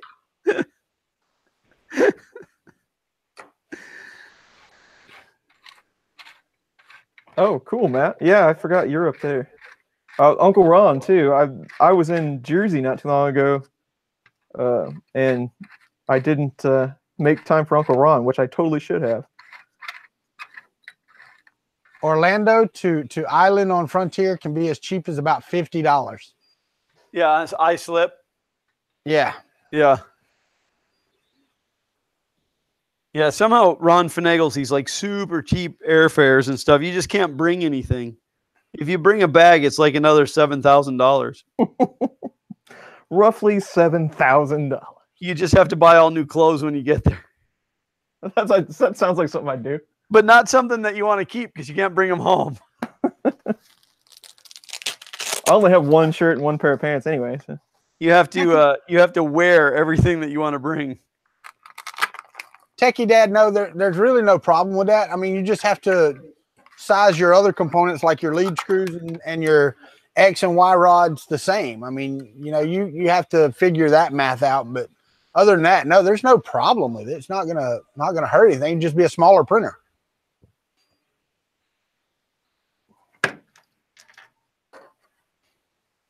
Oh, I like the way that Matt said, Chris, let me know when you're out east. Like, thumbs his nose at the rest of us. Well, Matt also said people who planned to pay when they got there got booted to another hotel. Oh, yeah, yeah. If you don't pay ahead of time, there was some issues last time. Well, okay, well, I may get booted to another hotel because I use booking.com. and you don't pay till you get there. Oh, see, I usually do hotels.com and then I prepay. Now I got to go check and see what I did.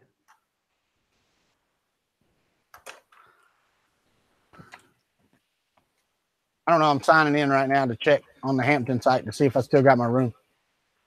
Well, I don't think it'll happen yet. Oh. What'll happen is you've booked the room, but you didn't pay for it. So all of a sudden, by the time you get there, a bunch of people have walked in the door and said, "Here's money. I want a room." They're going to take their money because they're guaranteed. Yeah.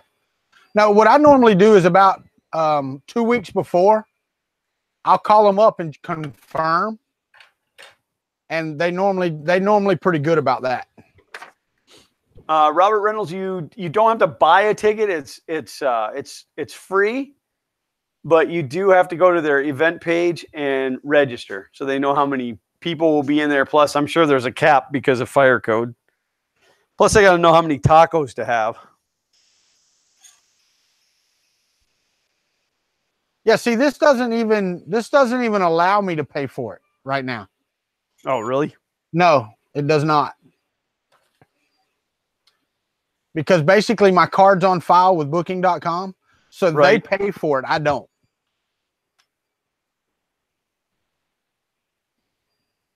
So I'll just call and make sure it's good.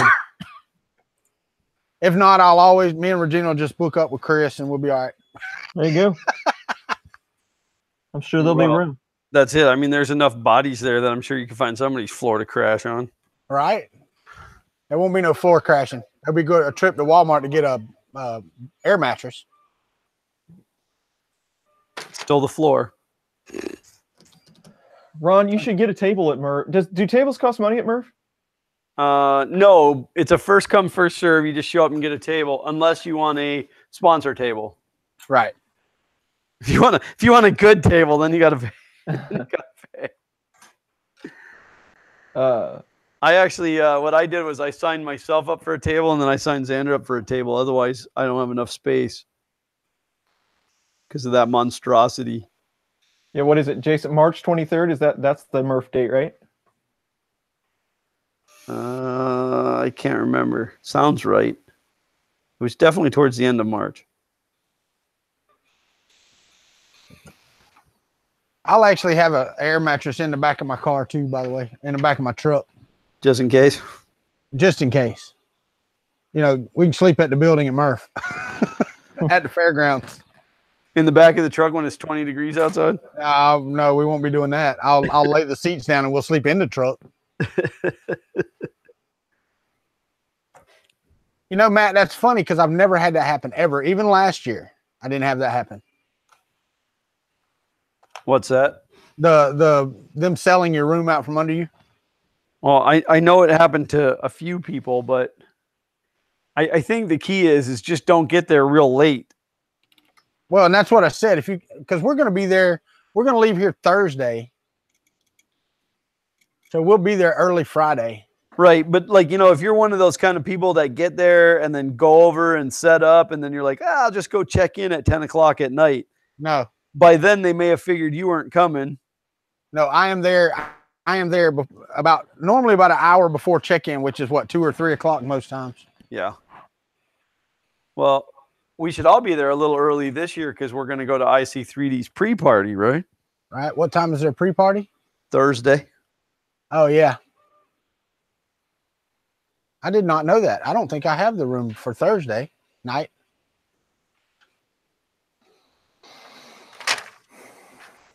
Oh, maybe you weren't invited. I'm just kidding. Probably not. Like, we don't want that Walter guy. Don't anybody tell Walter about the free party. It was all Sean too. It was probably all his idea. Yeah, Sean, I wish I could. You can always squeeze your crew in the room I have. No, be careful what you wish for, Uncle Ron.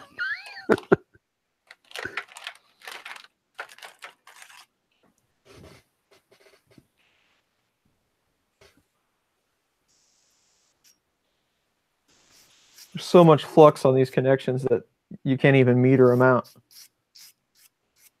No, we'll stay in a different hotel on the They changed the price.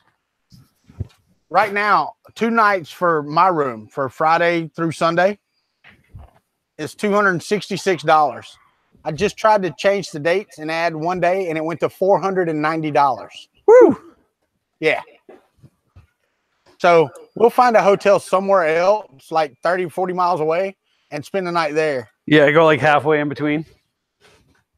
Need to spend the night in Ohio for the pre. I am not even going through Ohio. That's where the pre-party is. So yeah, you are. Oh, where at in Ohio? At IC3D. Holy crap. Oh, my Christmas light show just started. Why aren't you outside filming it live, man? I could, but I could just join by my phone. So if I'm not paying attention and I soldered the resistor pack into the wrong hole. See, we weren't even planning on leaving until Thursday morning. I don't know that I have the patience for this today. You ever have that moment where you're like, No. Right now. Right No. this very second, Chris. yeah. Because I didn't catch it until I soldered all 9 pins on this Oh, bloody thing. yep. I just finished a video that I have attempted to do 4 times, and I finally got it. And that was one of those that had plagued me forever. Dude, you just ruined that for everybody. You know that, right? I know. I won't tell you which one it was. We thought you did perfect work first time, every time. Oh, I wish. It is it is a lot of work. Even doing the content that I do that doesn't look so awesome and my cameras, are no good, and providing the diagrams that I drew on a napkin, it takes a ridiculous amount of time to do. This week, Xander's thing Thursday, I had him actually take a part off of the Prusa bed. And I said to him, I'm going to have you turn around and pop the flex plate off, and then you're going to pop the part off the bed. And I said, but don't screw up the take because you only get one shot. And if you screw up, it's 6 hours to print another one. All right. And the thing is, sometimes they're not that stuck. So when you try to take the bed off, they just pop It just off. pops off, right? Yeah. Well, I have a but- camera on the bed, so like if that would have happened, we would have still had it on film. But Right. But by the time they cool down, yeah, sometimes they're almost off of there. yep. But no, he did a good job. This is one of the longest interesting Thursdays. It was like almost 7 minutes. Later, Carl. Later, Uncle Ron. What? Why is everybody leaving? No, he said he had to roll every Wednesday night. Okay. Oh, Then Carl said he had to roll, period. So, See you later, bye, Carl. Thanks for being here. oh, see, I didn't see that. Sean, I'm sorry. I didn't know my wife wasn't invited. Then I can't go.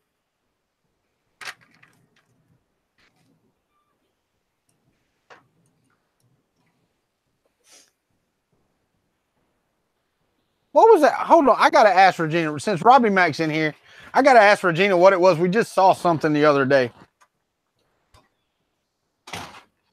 He's got to go ask his wife what he saw What the was other that day. we saw that we thought about Robbie Mac? Oh, It was supposed to, it was like smelled. It was supposed to be a robot, and then it was. Hello, Robbie Mac. Hello, Mike. We got light bulb blow, don't we? Are you trying to find them? Or are you just spreading it out now? I need a proper desoldering tool. So do I. If you find a good one, let me know. Oh, yeah. That's I'm what it turning a was. solder wick right now, and it just sucks. No pun intended. I get so tired of messing with wick. Yeah, that's right, Dragon Monk. My CRS is flaring up. No, it was every time Robbie Mac comes in, he used to come in the country club every time. What's up, Buttercup? And I used to tease him about it. So he does it every way, every other way that possible. We were going through Walmart the other day, and they have the big long aisle of perfumes that are like $4 for these baskets that you're supposed to give to people. One of them was like, "Have a great day, smell better cups," or something like that. And I was like, "There's Robbie Mac's perfume." Or Regina actually said, I wasn't reading them. It did not involve the middle finger. That's when Regina comes back here. Hey, not on my channel. This is a family channel. And I've said the half word so many times this Yeah. show. All right.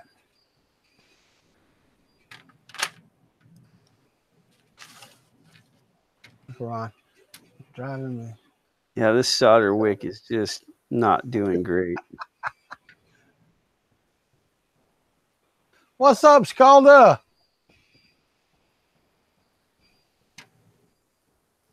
I guess Robbie Mac would say Caravan printer cup. Yeah, Robbie Mac, you can blame me all the time, buddy. I don't mind. I don't mind at all. This print might actually finish before we get off of the stream. How about that? That would be awesome.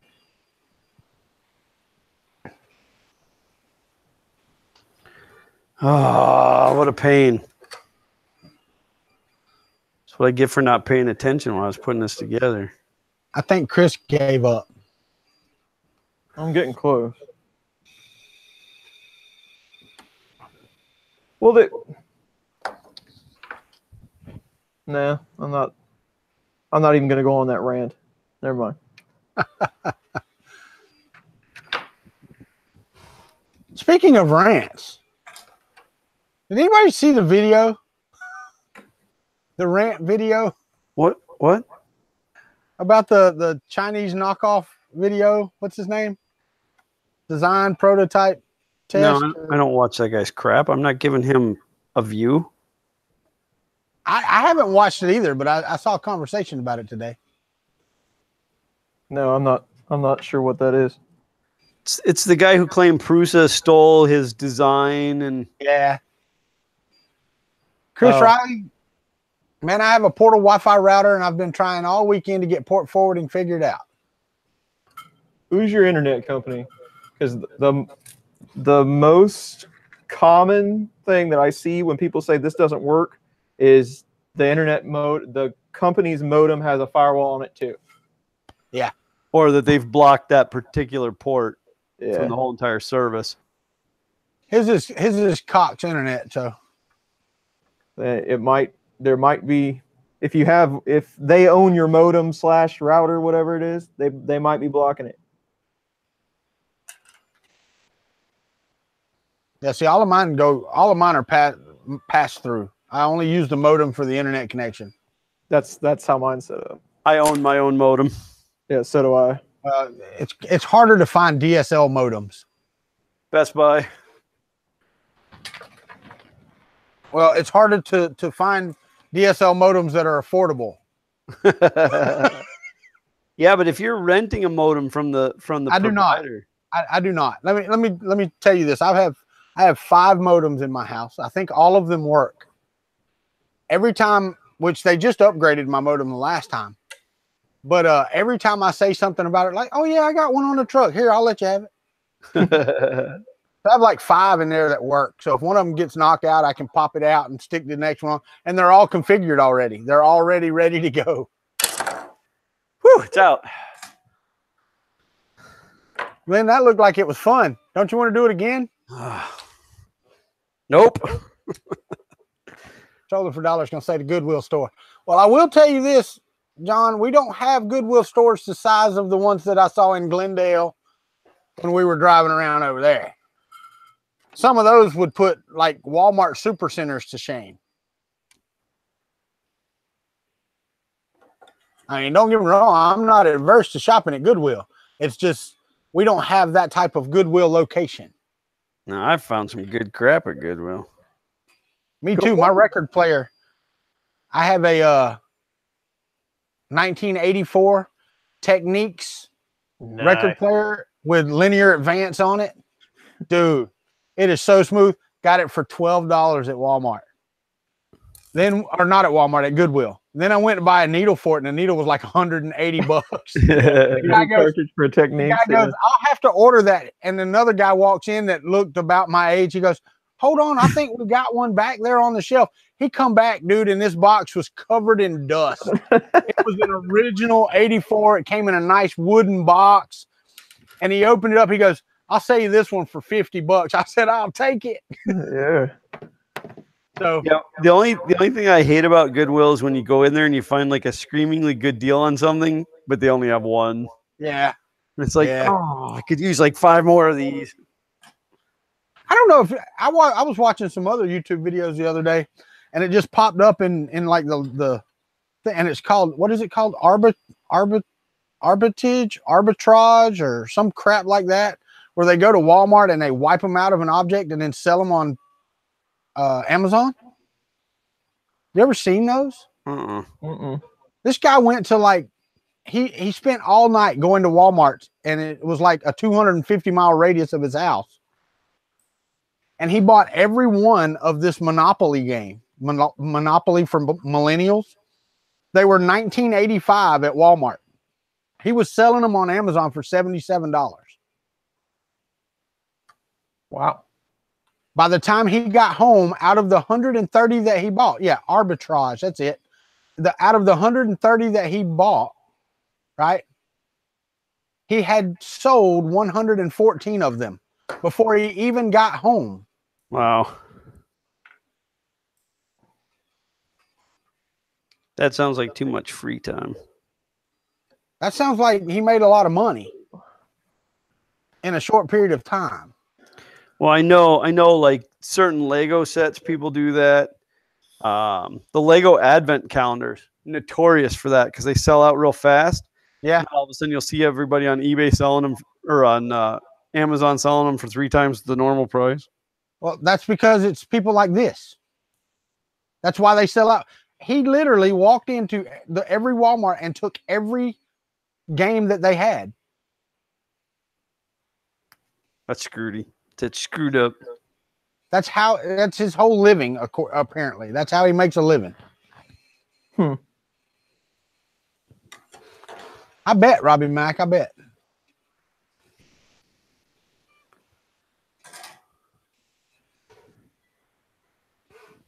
I need to get him on for an interview. Who's that? Design prototype test. Why would you give that guy any publicity?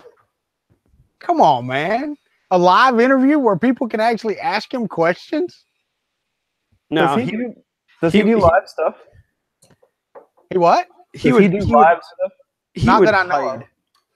He would hide behind the truth, but I mean, you'd be giving him publicity for no reason. Shane from Producer Research says, no. God, it is hot in here.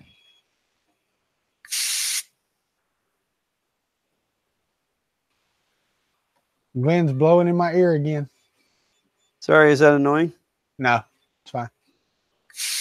I'm just trying to blow the solder out of these holes so I can solder in the next piece.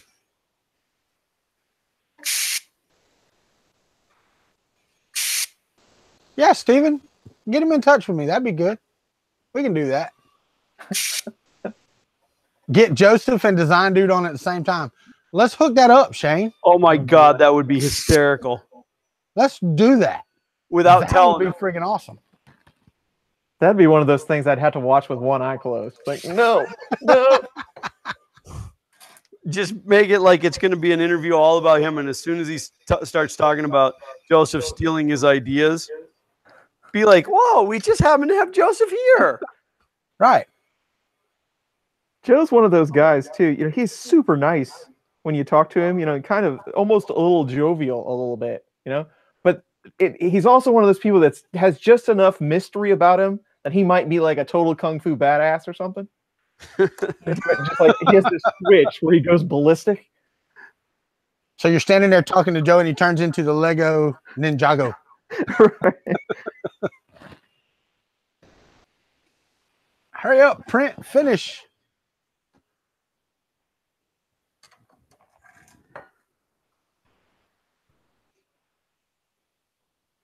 He said that Prusa stole CNC designs from way back. I've never heard him claim to have his ideas stolen. Testing and trials before they're released. We don't make the announcement about those things in case they do not work out at all. All right, so the knife finished. How about that? Oh, wow. It's sharp, too.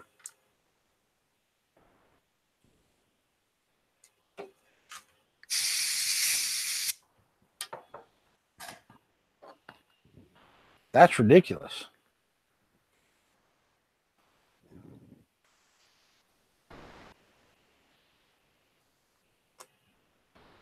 That's hot. That is one layer thick at the tip. That is ridiculous. Look at that. I don't know if y'all can see that or not, but that is like, quite thin, yeah. Wow. Quite thin. But it printed very nicely. It's the dagger from Mist. All of you that don't remember. What printer is that? That is the CR20 Pro that is still sitting here from when I put it together and set it there. Because that was right before Arizona. And I ain't done crap since I got back. And Regina plugged in the Christmas tree a while ago, and we have sections of it out. So guess what I get to do after I get off the video? Find blown light bulbs. Yeah, I lost a section of one of my icicle light strands last night. And I can't find a decent replacement locally. So I was going to order some online, but I think if I'm going to do that, I'm just going to buy all new ones. I'll tell you right now, if I can't find it in 20 minutes, I'm going to go to Walmart and spend $39 on another one just like it. Yeah, if I can't find it, I just walk out in my garage where I have over 300 strands of Christmas lights sitting on the shelf. Yeah. Still in the box. That's not like an exaggeration. Oh, I understand. I believe you. I go out after Christmas and buy up stuff at, just pennies on the dollar. I need to print another one of these so I can super glue them together and make a full dagger. I'm going to do that now.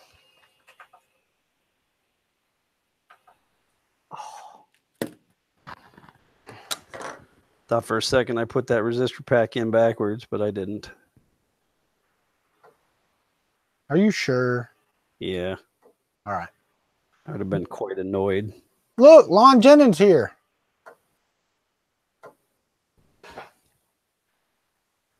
Lon Jennings. Yeah. I don't know. He's I'm about life. Pretty sure that's a troll. Probably. Trying to pass some hinky URLs. The Big Picture Project. Come on. By Lon Jennings. Come on, it tells you about the meaning of life. Don't they have moderators in here? What are you guys doing, you lazy bastards? I didn't say anything bad. Just getting content for free, doing nothing. We had some pretty interesting trolls on the last stream we did. Somebody kept asking for my phone number. They wanted to know if I washed my hair or something like that. I don't remember what it was. That last Sunday or? Yeah. Oh, it must have been after I left again. Yeah, I don't remember. Yeah, somebody mentioned that we didn't have a babysitter. Like there was no moderator on the chat at that time. Yeah. We had no babysitter.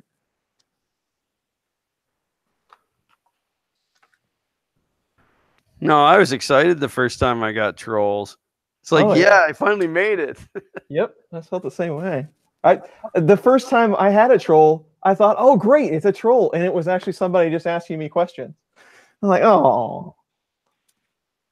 Uncle Ron, I do not put lights on the garage. I bought them years ago to put on there, and I just never did. And yes, Robbie Mac, I have to do this, or I can't see. The first pair of glasses is to correct my vision, and then the second pair so I can see these tiny little soldering pads.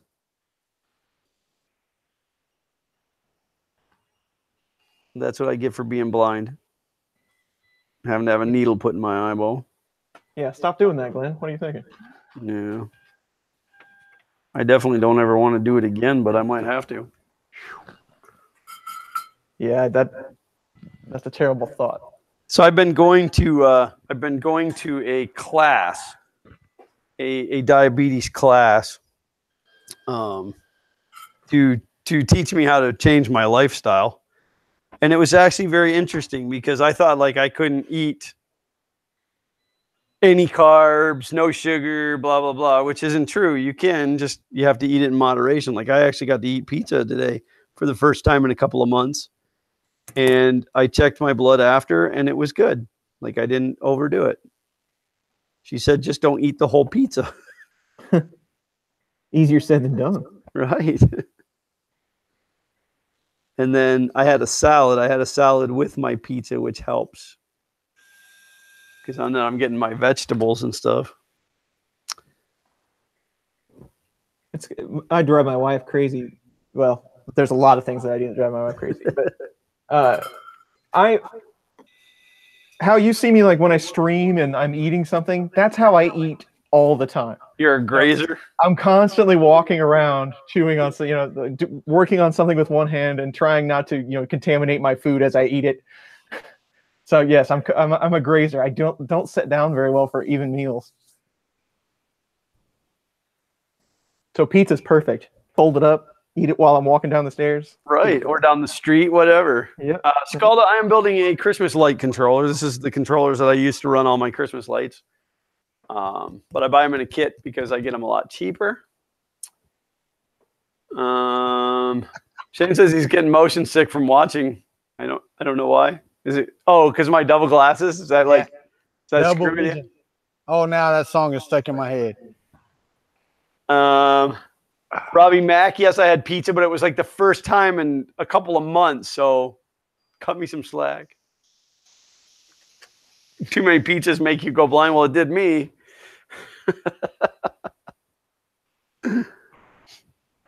Some only go to church on Sunday. Others eat pizza only on Sunday. Well, I do both.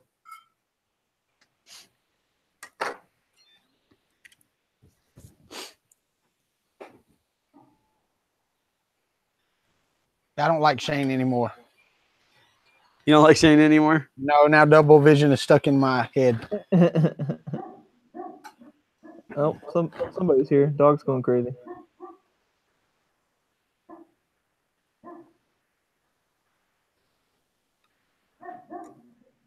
Kind of Your wife's coming home to find you in the basement again. Yeah, like that'd be new.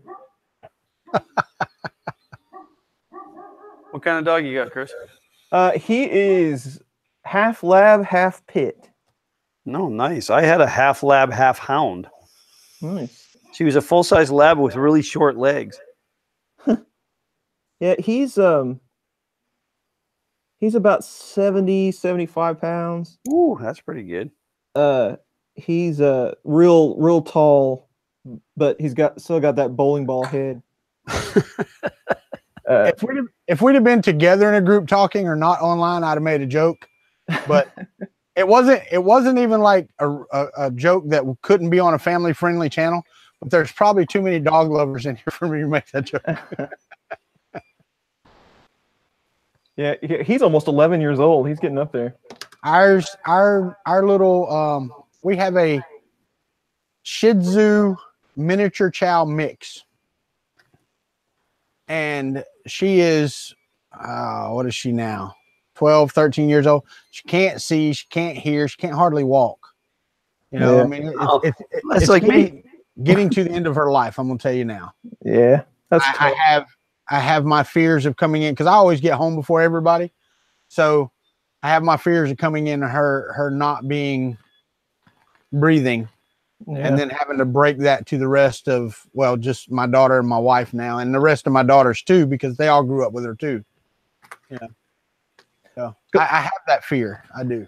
Yeah. Scalda, I'm trying to make it so that we can use the Royal We can use TMZ 2130s on a ramps with an LCD and SD card reader. So I'm hacking and tweaking my way through this to see if we can get it done.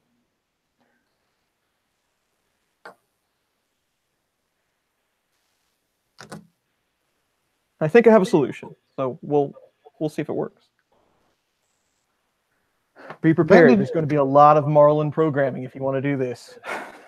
Yeah. Glenn, did you eat pizza today? Yeah, for lunch. Oh. Yeah, I think I'm going to have steak and shrimp leftovers from lunch for supper. We went to that Flippers place that we went to when you were here. Yeah. We had Sonny's yesterday, and we have some of that left over too. You ever been to Sonny's, Glenn? Oh yeah. Yeah, we had well, I guess we still have one, but we had a Sonny's down in the next town, but they bulldozed it. Now it's going to be a Wawa. Yeah. Which I'm completely fine with. I've never been to Wawa, so I guess. Oh, Wawa. It's a gas station, but yeah, I know. They got some great sandwiches. Well, I will tell you, man, when we lived in Georgia, in South Georgia, and this was 95 to 2000, there was a Amoco gas station there. They had some of the best pizza you have ever put in your mouth. Oh, yeah? At that Amoco. Yes, it was fantastic. I used to eat lunch at an Amoco all the time, but just for the 99-cent, for 99-cent hot dogs. What was you going to say, Chris?